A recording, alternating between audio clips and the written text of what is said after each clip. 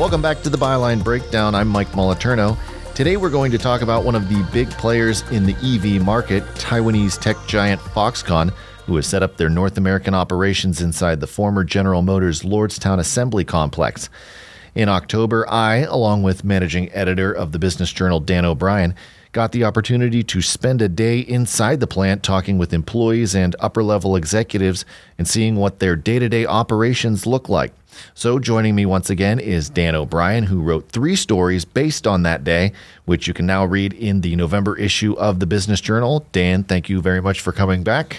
Sure thing, Mike. So your story begins in LORDSTOWN and more specifically inside of Rick Rajaie's office, which you describe as sparsely decorated.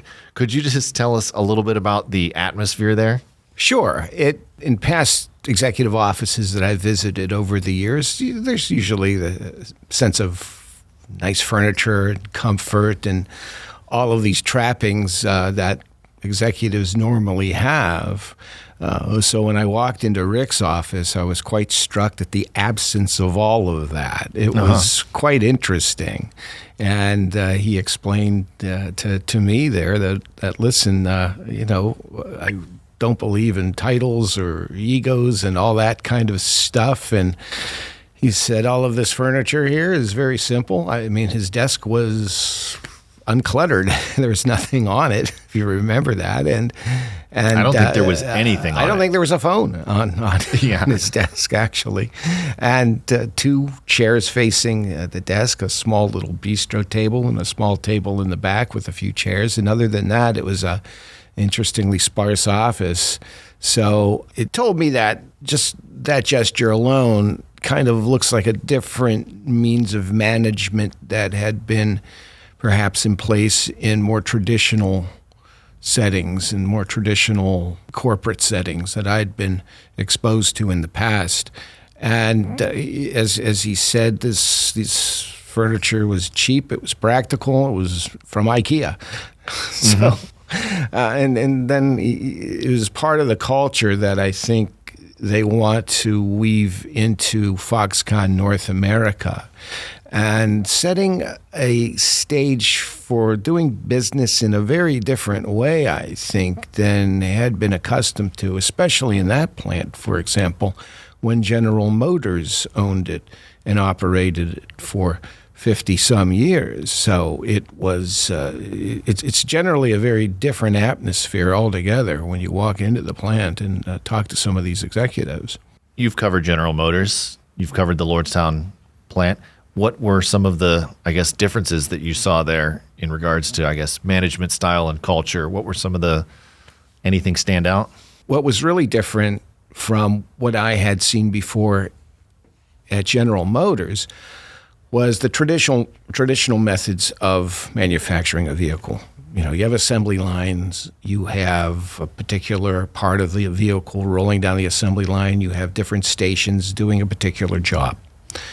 In this case, while you have some of that, you have a workforce that seems to be able to multitask in terms of knowledge of how to build a particular vehicle.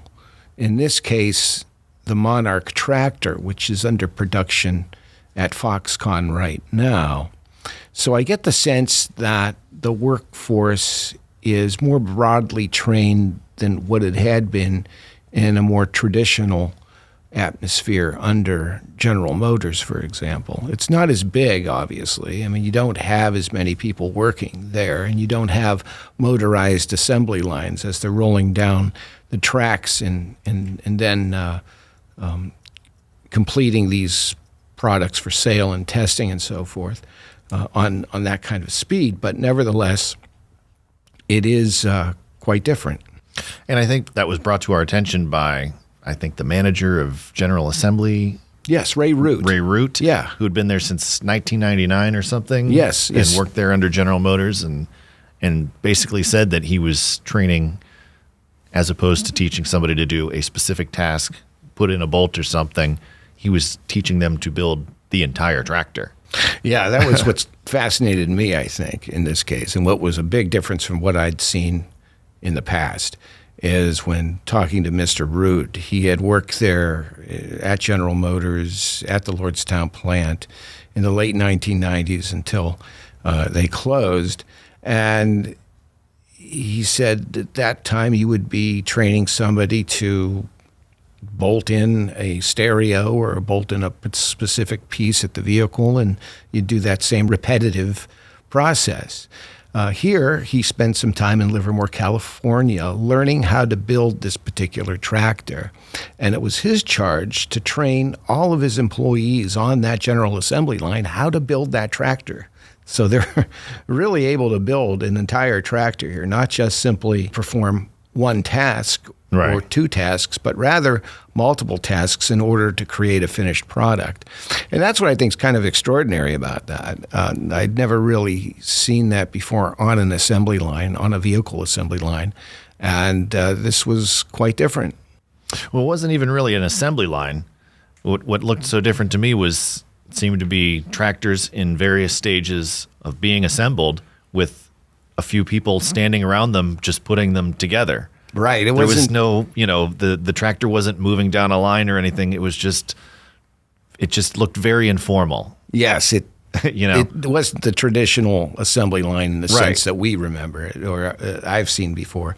It's not motorized. It's not mechanized. You're not having them roll down the line as you saw a number of Chevrolet Cruises in the past and things like that. It wasn't this tractor will be complete in 1 hour. No, it will hit this stage and it'll come off the line. A hands-on, detailed effort in which they're performing a number of tasks and a number of duties in order to complete a single product, almost as if they're building something from scratch. In this case, creating an autonomous optional tractor that is going to be deployed first out west and wherever customers are that may need this. And they're even the job that I want is they're even test driving the tractors because I thought that was actually kind of neat. And the public can go and watch them test drive the tractors just outside the plant. Sure, when it's ready to go, they test drive it. They take it around the back lot there, and they don't open it up full blast from what I saw, but they were actually putting it through the motions and making sure all of the elements are working properly in it. And so they take it around the track a few times and drive it around the back lot. And if everything checks out, they perform more tests on it probably, and then they go from there. But a finished tractor comes out of that plant now, and one that is generally on the forefront of this particular market and this particular space in the EV market. And they're excited to be a part of it, at least Foxconn. I mean, they said they're very excited to be a part of this particular product out there. So if you go drive down Halleck Young Road at pretty much any given time of the day, you're going to see a handful of those tractors just kind of going in circles, riding all over the parking lot. Going through the motions, going through maneuvers, and testing just about every aspect of it, make sure everything's functional. And it's kind of a strange sight to see in the dark Northeast Ohio fall sky and this giant concrete, parking lot, and these tractors almost going around slow motion like zombies and stuff. It's just kind of it's a completely different market. I mean, we 10 years ago, who would have thought you'd be seeing something like that at that particular plant? I mean, you're used to seeing cars being pumped out there and in that lot, and some of them inventory on hold and so forth like that. But now they're building tractors out of there right now. And they expect a whole lot more coming out of that plant. So your story focuses a lot on the culture that they're establishing there at Foxconn. Are there any other examples or any other instances, something else you saw, some other stories that you can relate? Well, yeah. I mean, each morning they'll meet before each shift, and they'll engage in a number of exercises just to stretch out. Employees performing some simple ergonomic routines that enable them to loosen their joints, loosen their necks, loosen their shoulders up, kind of a way to rejuvenate the body after you've been sleeping, because it's an early morning start around 6 in the morning. It's when the shift begins. And it limbers them up in order to, get them going to work. Because even in a manufacturing setting, even in this case, you're going to perform some repetitive tasks, and some tasks that are that take a toll on your joints and ligaments and particular parts of your body.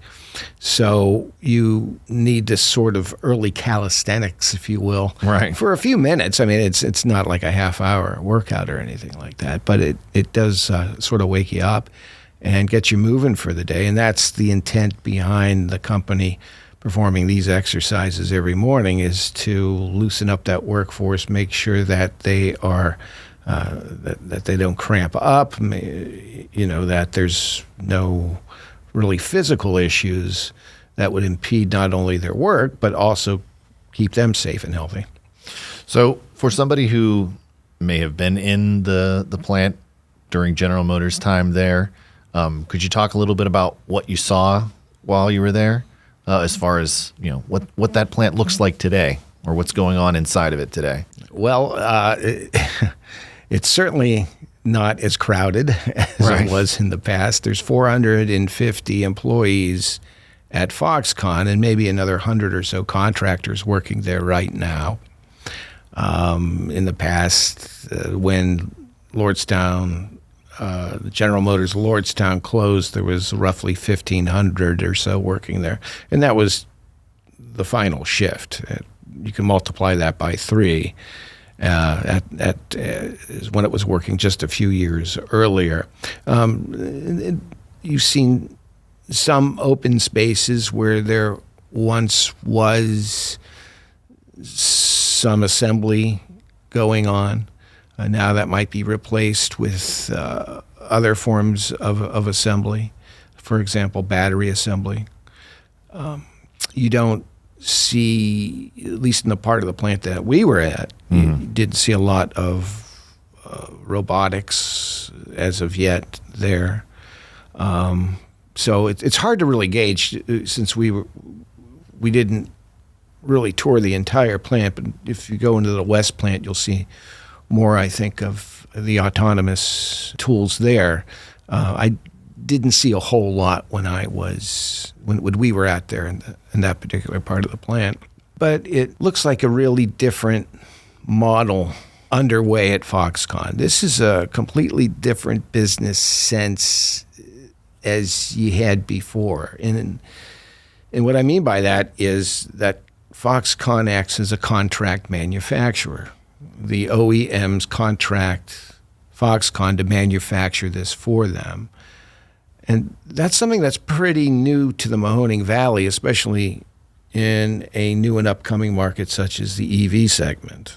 And this is still playing out here. And it's going to take a while, of course, for that market to really become integrated into full public use and adoption.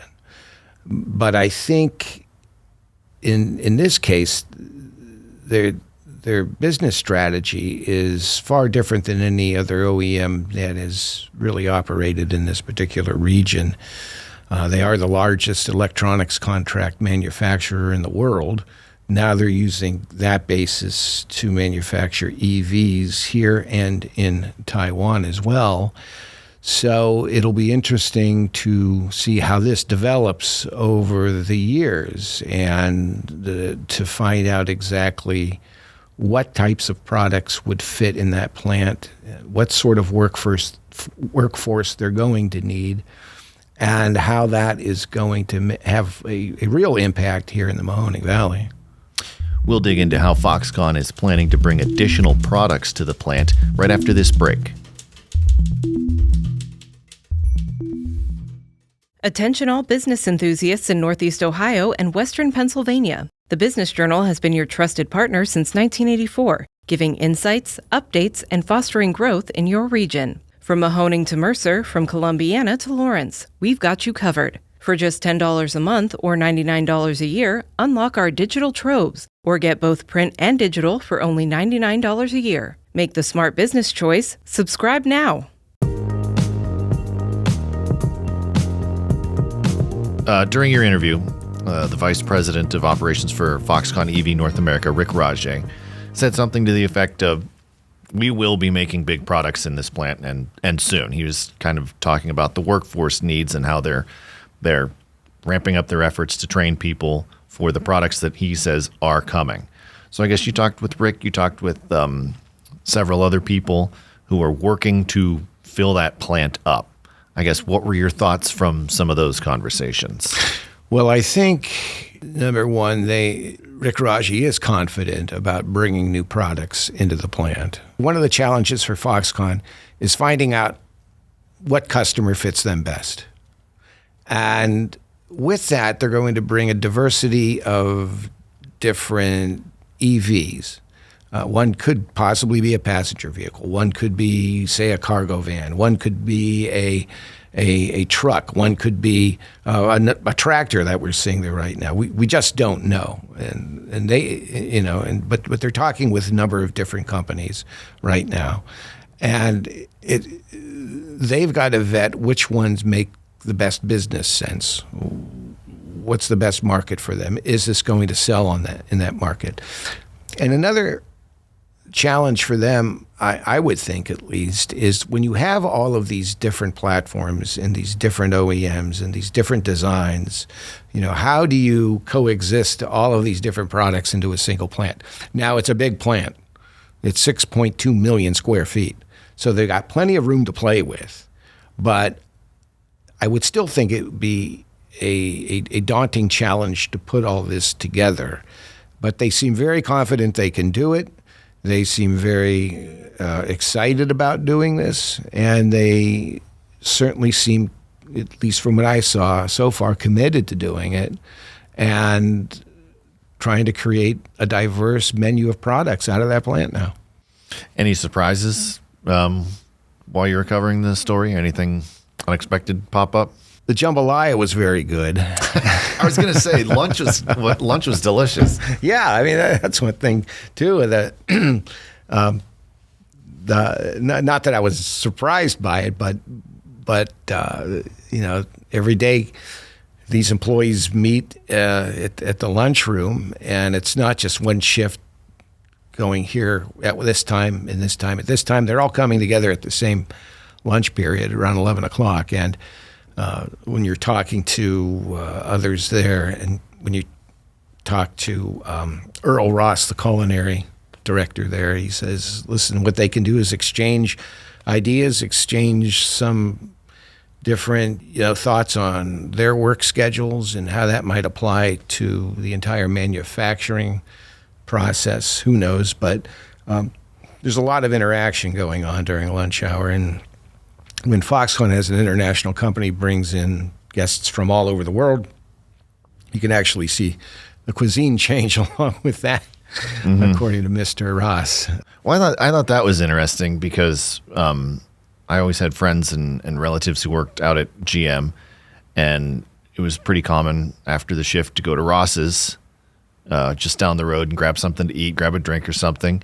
And Earl Ross is the owner of Ross's, and he's, as you said, the culinary director there. So I thought it was just pretty interesting that he still has a relationship with that plant and that they hired him to cook lunch for them every single day. Yeah, I mean, it's a diverse menu, too. Every day's different.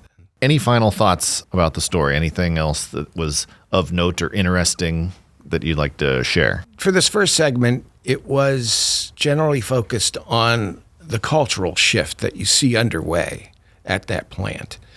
And I think it's demonstrated in several examples, throughout the whole facility, and means of production to, supervision and even up to the executive vice president's office. So I think what they want to do is first establish that. And it's a significant change from what it was, 5-6 years ago.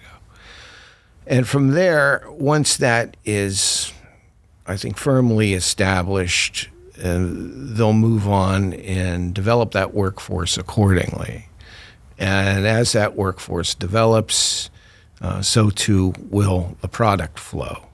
or as the product flow develops, so too will the workforce. Now, they understand full well that the challenges in Northeast Ohio for finding that workforce are pretty steep at the moment. So I imagine they'll recruit from just about anywhere, including, of course, first and foremost, the Mahoning Valley. And they've got a number of training partnerships underway right now, as we know, with Youngstown State University and Eastern Gateway Community College. So we'll see how that develops as demand and new products flow in and out of that plant.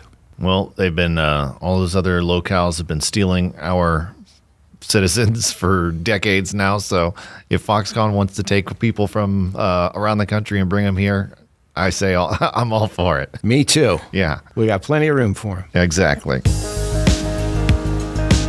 Well, thank you very much for joining us, Dan, and thank you all for listening. We'll be back next Thursday with another episode of the Byline Breakdown. Until then, I'm Mike Molitorno.